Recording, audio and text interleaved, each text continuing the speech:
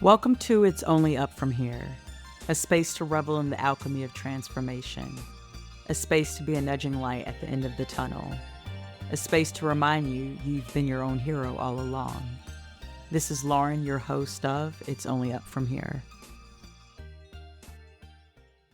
I was having this interesting talk with someone at work last year about loneliness and giving in to loneliness. And how when you give in to loneliness, things open up for you when you least expect, or they open up for you in a way that you would have never expected. Honestly, when you finally give in to any resistance really that you've been holding on to. And when I say give in, I don't mean give up. There is definitely a difference between giving in or surrendering versus giving up. When I gave in to life, it wasn't me giving up and just allowing life to happen to me, but it was just allowing me to go with the flow of life. I feel like I see giving in as an act of courage versus passivity. There's truly a difference between releasing expectations and losing ambition, but giving in allows for growth in unexpected ways. In my last episode, I shared about my move to New York City at 25, and one thing I shared in that episode was how life didn't end up wrapped in a bow at the end of that story. I've had hella ups and downs here, just like everybody else. You don't make a dream move without real life happening. And one prominent thing I've dealt with in the past 4.5 years in this city is definitely loneliness at times. This city can be so vast and so bright and so full and have so much happening and have so many people that sometimes when you're moving through it solo, it can feel incredibly lonely, especially when you're dealing with other factors.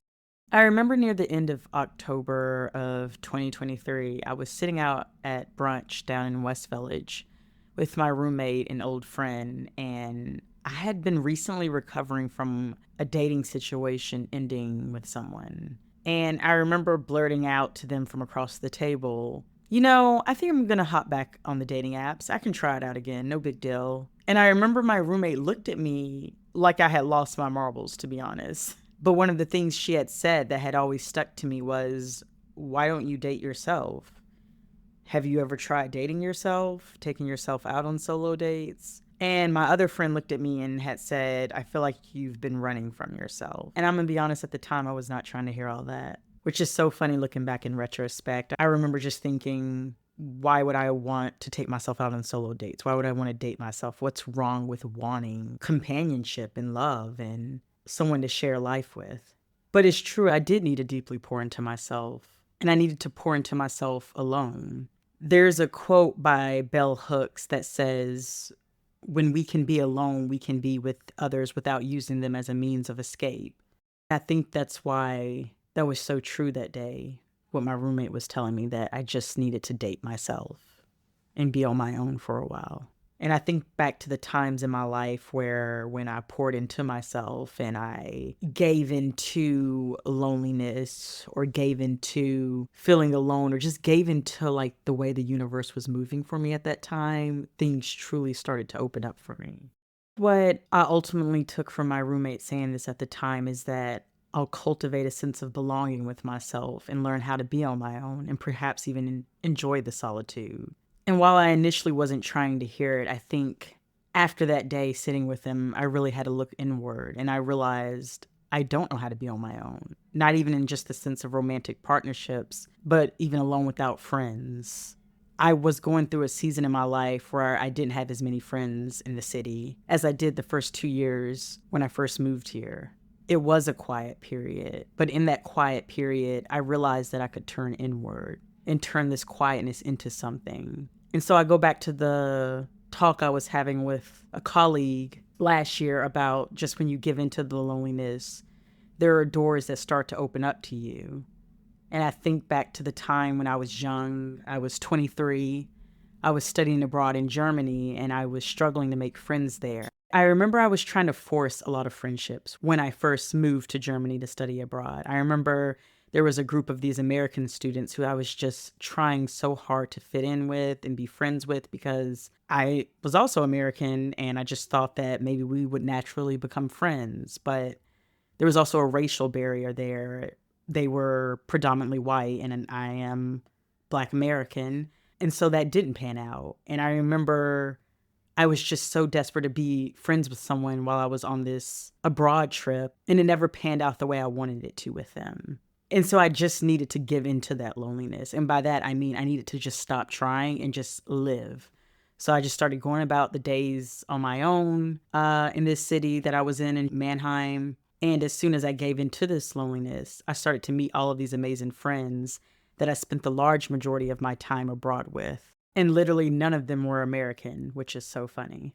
And I just think back on the times in my life where I turned inward and just gave into this fear, to this loneliness, just gave into the unknowing and what doors opened up for me. I think back to the time when I was moving to New York, which I illustrated in the last episode, the summer of 2020, how terrified I was. But every time I just give in and jump all in and do what I'm afraid of, so many doors open up for me. When we think about loneliness and going through life and you feel like you're alone and you feel like you don't really have that much of a social circle in your life, when we surrender to that, we allow the unexpected and the unplanned growth to happen. And that can be a great thing. I think back to the many times in my life where I just surrendered and gave in, and how it kind of allowed me to relinquish control. And while that uncertainty can be scary, it's also scary to have a false sense of security. And sometimes trying to control everything can lead to more suffering,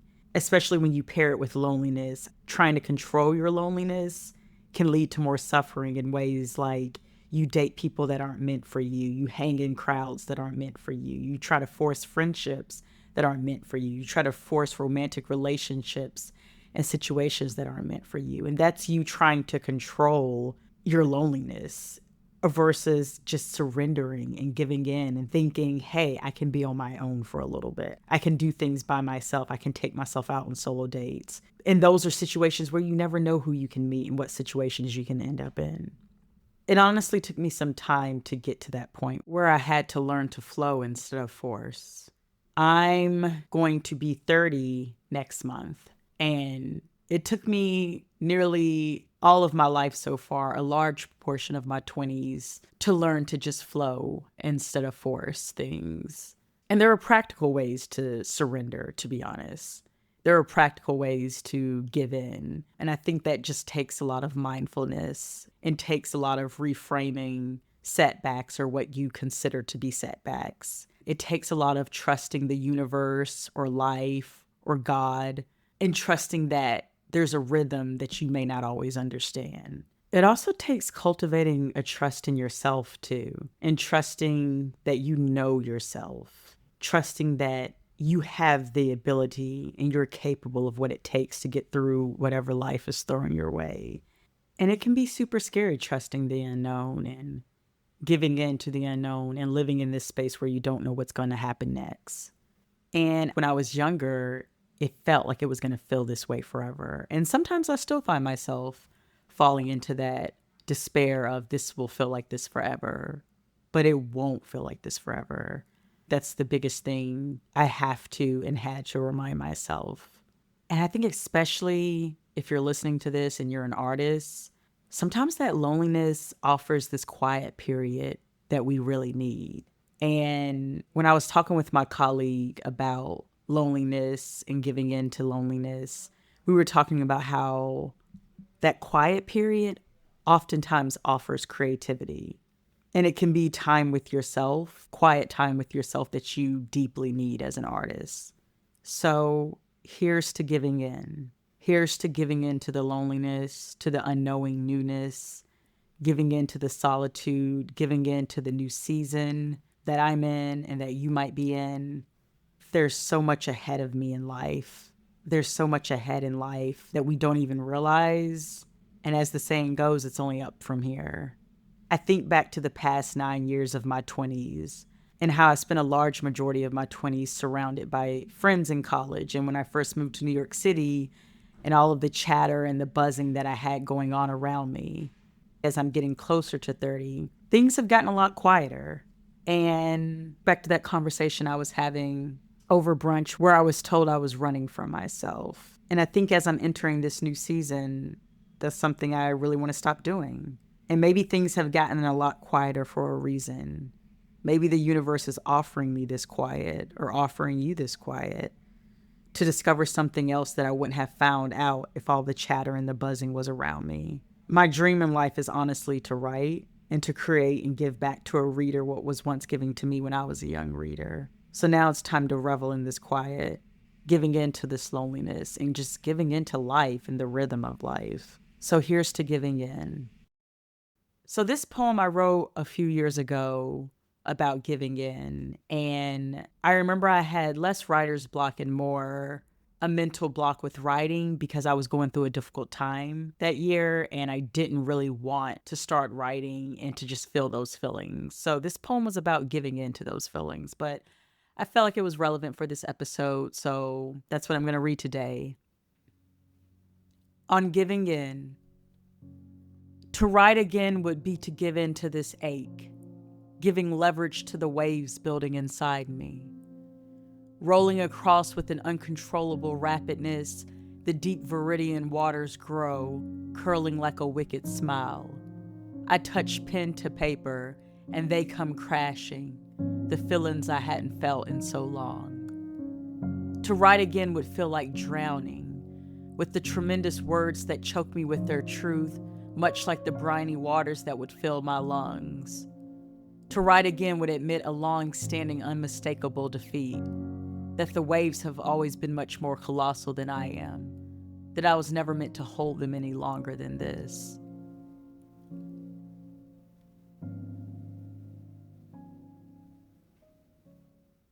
Here's to giving in. Here's to giving in to the aches, to the loneliness. Here's to giving in what has been growing inside of you, what has been growing inside of you all of this time. Here's to giving in what is outside of our control. And here's to giving in to feelings that you haven't felt in so long. And like I said in the poem, to write again would feel like drowning. And sometimes giving in feels like drowning, but perhaps for only a short time. Thank you. If you like what you heard, take a moment to follow this podcast on your favorite listening platform. If you want to connect with me, give me a follow at It's Only Up From Here Podcast on Instagram, or shoot me an email at itsonlyupfromherepod@gmail.com. This is Lauren, your host of It's Only Up From Here.